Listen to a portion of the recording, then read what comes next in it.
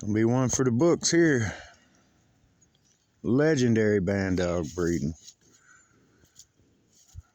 These pups would be half Corso, quarter Preza, quarter Pit Bull. Two really great dogs. Whip up another batch of Bandogs. Got people begging for that.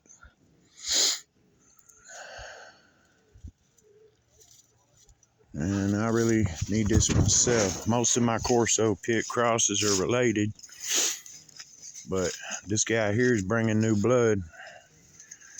Different Corso blood, different Preza blood. He's a F1 50-50. Yep, I'm stoked.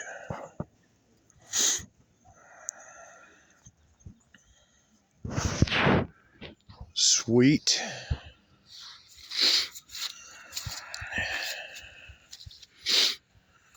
Gotta get in there and redo this water. These leaves is falling now. They ain't falling very fast this year. Here it is November. We still got a lot of green. A lot of green. But it's finally happening.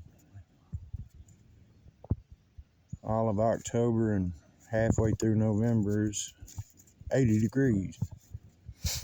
Now it's cold. Been in the 20s and 30s here lately.